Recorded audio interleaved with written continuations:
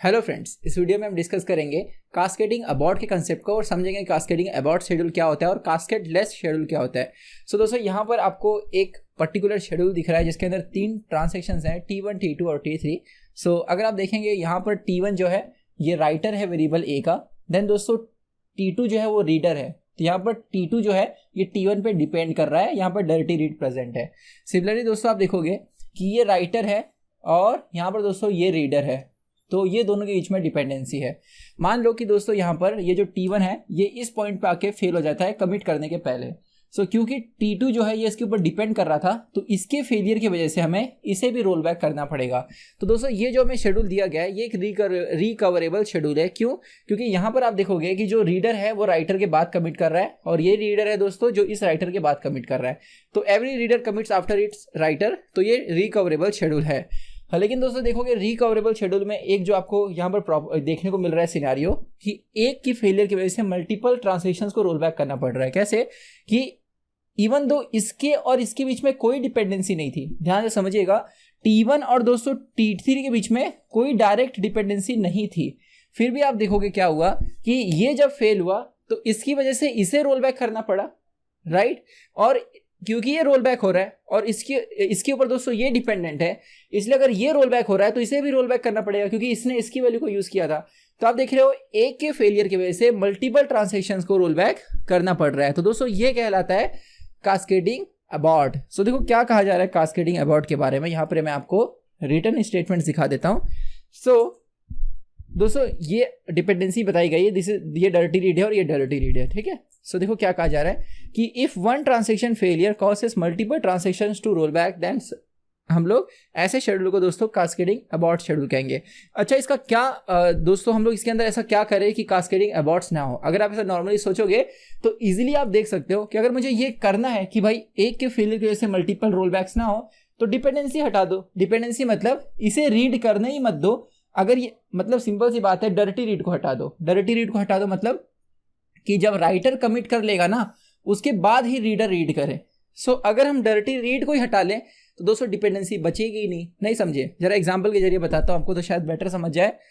तो देखिएगा दोस्तों अगला कंसेप्ट जिसे हम कहेंगे कंसेप्ट ऑफ कास्केडलेस। सो यहाँ पर दोस्तों इस शेड्यूल को देखिए, इसमें क्या हो रहा है कि ये राइटर है, यहाँ पर ये रीड कर रहा है, राइट। ये ए की वैल्यू को राइट कर रहा है, फिर ये रीड कर रहा है, लेकिन ये रीड कर रहा है आफ्टर कमिट। तो दोस्तों यहाँ पर डर्टी रीड नहीं है। डर्टी रीड किसे कहते हैं? अनकमिटेड डेटा को रीड करना, मतलब एक ऐसे राइटर का डेटा को रीड करना जिसने कमिट नहीं किया। लेकिन अगर ये कमिट कर चुका है और फिर ये रीड कर रहा है तो दोस्तों यहाँ पर हम लोग अगर ये कहीं फेल होता था ना, मैं ये नहीं कह रहा कि डिपेंडेंसी नहीं, मतलब ऑब्वियसली ये जो रीड करेगा इसने जो लिखा है वही रीड करेगा। लेकिन अगर दोस्तों ये इस यहाँ पर एग्जीक्यूशन के दौरान कहीं पर भी फेल होता है ना तो उसकी वजह से इसको दोस्तों रोल बैक करने की जरूरत नहीं पड़ेगी, क्योंकि जब तक वो कमिट पॉइंट तक दोस्तों डिपेंडेंसी नहीं थी। आप समझने की कोशिश कीजिएगा कि जब मैं कह रहा हूं यहां पर डिपेंडेंसी नहीं है, इसका मतलब ये हुआ कि जब तक T1 रन हो रहा है ना, मतलब उसके कमिट तक इसने अपना रीडिंग नहीं चालू किया। इसके पहले कुछ भी कर सकते हैं, याद रखिएगा। T2 दोस्तों वेरिएबल ए को छोड़कर बाकी सब किसी दूसरे वेरिएबल पे, फॉर एग्जाम्पल से read on B, okay, write on B, ये सब परफॉर्म कर सकता है। डिपेंडेंसी हमें ए पर देखनी है, ओके, वेरिएबल ए पर। तो दोस्तों ये जब एग्जीक्यूट हो रहा है T1 तब तक ये दोनों के बीच में कोई डिपेंडेंसी नहीं है, और जैसे ही कमिट कर लिया उसके बाद ये रीडिंग चालू कर रहा है, तो कोई भी डिपेंडेंसी यहाँ पर दोस्तों नहीं है। Is that clear? तो अगर ये फेल भी हो जाता है ना ये एग्जीक्यूशन के दौरान तो इसे रोल बैक नहीं करना पड़ेगा, क्योंकि इसने रीडिंग अभी तक किया ही नहीं है। ये रीडिंग तब करेगा जब ये कमिट हो जाएगा। उसी तरह दोस्तों ये जो T3 है ये तब तक रीड ए नहीं करेगा जब तक ये कमिट ना हो जाए। इस तरह every reader of variable A starts reading after commit of what? Writer. तो दोस्तों ऐसा जो शेड्यूल होता है वो हमेशा कास्केडलेस होता है, मतलब अगर एक फेल हो जाए तो आपको किसी भी दूसरे को यहाँ पे रोल बैक करने की जरूरत नहीं पड़ रही है। सो आई होप आपको अच्छे समझ में आया कि ऐसा हम यहाँ पर क्यों हमें रोल बैक करने की जरूरत नहीं पड़ रही। Is that clear? सो यहाँ पर दोस्तों हम लोग कुछ इस तरह कह सकते हैं कास्केडेड शेड्यूल के बारे में कि for each pair transaction Ti and Tj, if Tj reads a data item that was written by Ti, मतलब यहाँ पर दोस्तों ये रीड कर रहा है, कौन सा वैल्यू रीड करेगा? जो उसने राइट की है। लेकिन then the commit operation of Ti, मतलब इसका राइटर का, should appear before the read operation of Tj, मतलब जो रीडर है उसके पहले ही कमिट हो जाना चाहिए। तो इससे क्या होगा दोस्तों, डिपेंडेंसी नहीं होगी डायरेक्ट। क्यों डिपेंडेंसी नहीं होगी, मतलब जब तक ये रन हो रहा है तब तक कोई डिपेंडेंसी नहीं है, खत्म हो जाएगा तब दोस्तों वो रीड करेगा इसके लिखे हुए वैल्यू को। आई होप आपको समझ में आया। इसलिए जो राइटर है अगर वो फेल भी हो जाता है तो रीडर को रोल बैक करने की जरूरत नहीं पड़ेगी, क्योंकि रीडर ने अभी तक रीडिंग स्टार्ट ही नहीं की है। Is that clear? मतलब इसके कमिट तक इसने रीडिंग स्टार्ट नहीं की है और इसके कमिट तक दोस्तों इसने रीडिंग स्टार्ट नहीं की है, इसलिए कोई भी डिपेंडेंसी नहीं है। सो आई होप आपको अच्छे समझ में आया। तो हम इसी को सिंपल लैंग्वेज में कैसे कह सकते हैं कि a schedule is said to be cascadeless or to avoid cascading rollback। cascadeless मतलब cascading rollback को avoid करना, ठीक है। if every transaction in the schedule reads only item that were written by committed transaction, मतलब हर एक जो reader है वो सिर्फ committed डेटा को रीड करे। एकदम सिंपल। मतलब अगर आपको ये पहचानना है गिवन शेड्यूल कास्केडलेस है कि नहीं, बस आप ये चेक करो कि जो रीडर है वो कमिटेड डेटा रीड कर रहा है कि नहीं। सिंपल एकदम, ठीक है। कर रहा है मतलब कास्केडलेस है।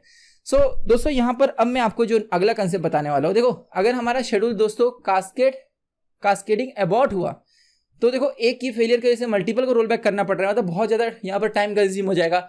इवन दो अगर कास्केडिंग यहाँ पे कास्केडलेस भी हुआ ना, एक मैं आपको सिनेरियो दिखाता हूँ। देखो ये एग्जांपल को देखिएगा जिसमें दोस्तों T1 और T2 दो शेड्यूल है।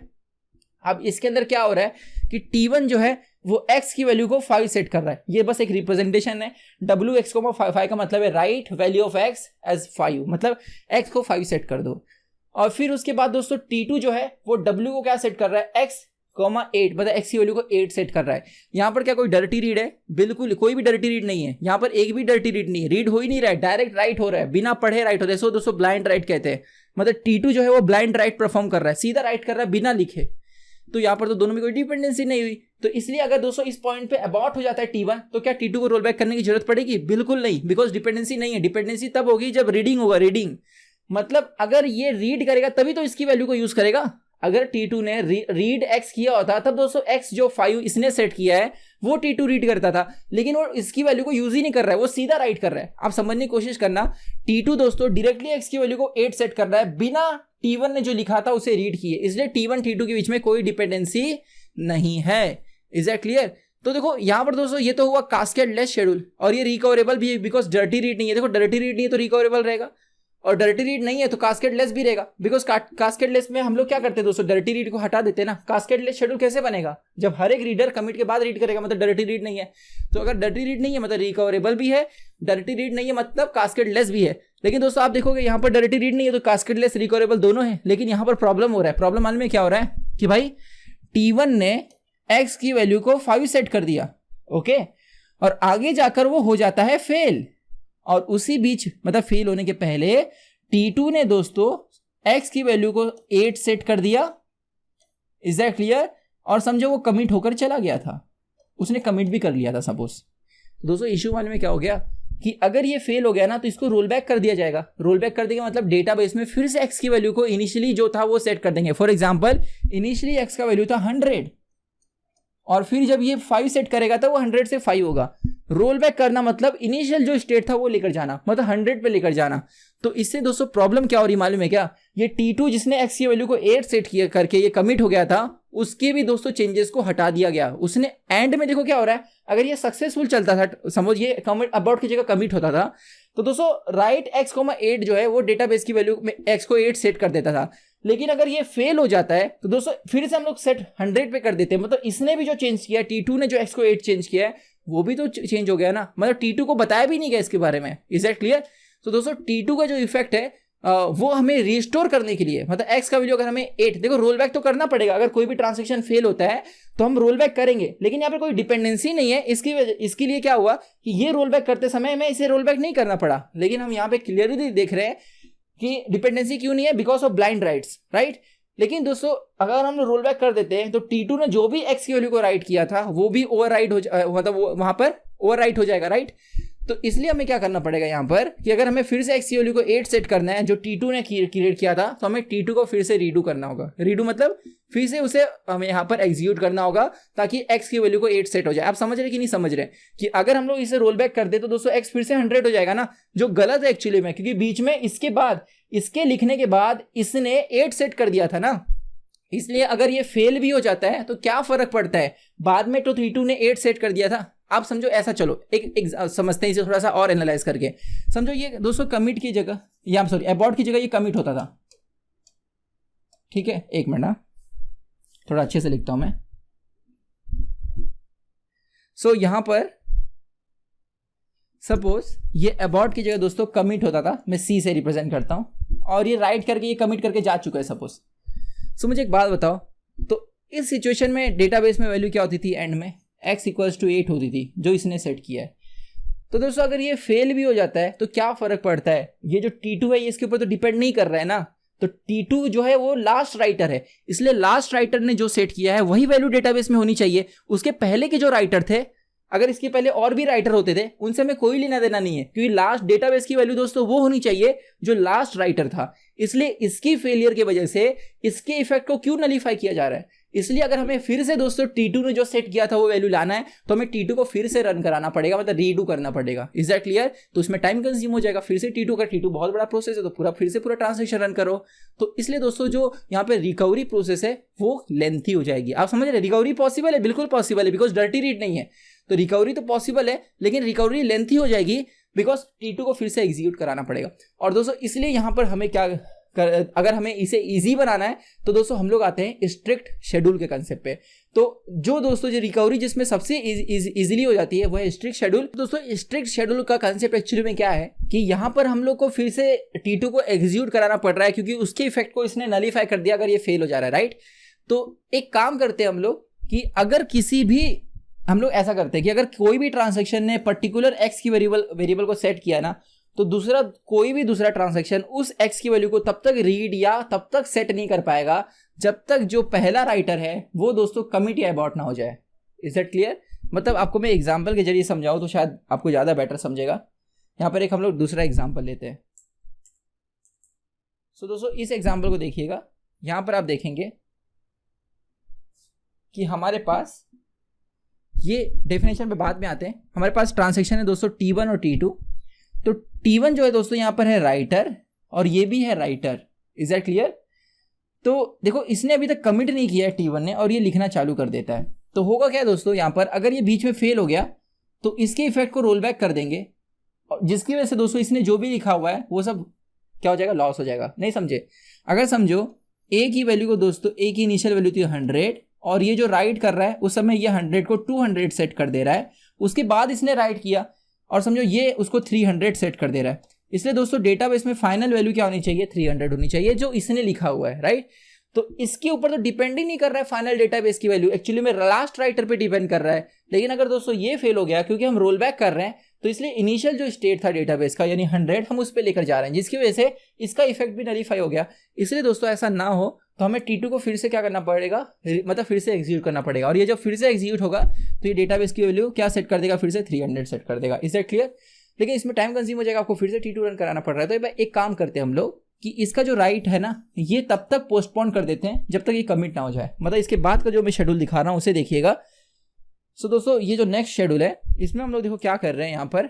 सो this is cascadeless but not strict. Okay, तो स्ट्रिक्ट शेड्यूल में दोस्तों क्या होता है कि अगर किसी ने भी पर्टिकुलर वेरिएबल के ऊपर राइट ऑपरेशन परफॉर्म किया तब तो दोस्तों दूसरा ट्रांजैक्शन तब तक रीड और राइट ऑपरेशन नहीं स्टार्ट कर सकता जब तक पहला वाला कमिट ना कर ले। तो देखो ये अगर कमिट कर लिया उसके बाद दोस्तों ये राइट स्टार्ट हो रहा है। Is that clear?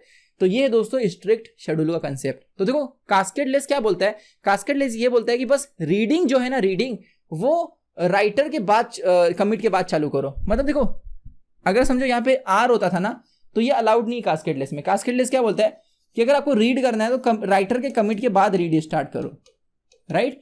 लेकिन दोस्तों कास्केडलेस राइटिंग के बारे में कुछ नहीं बताता। मतलब अगर आपको लिखना है ना, राइट करना है तो आप वो पहले कर सकते हो। मतलब अगर ये राइटर है तो दूसरा ट्रांजैक्शन राइट कर सकता है, इसके बारे में कास्केडलेस कुछ नहीं बताता। ये डर्टी रीड नहीं है, राइट।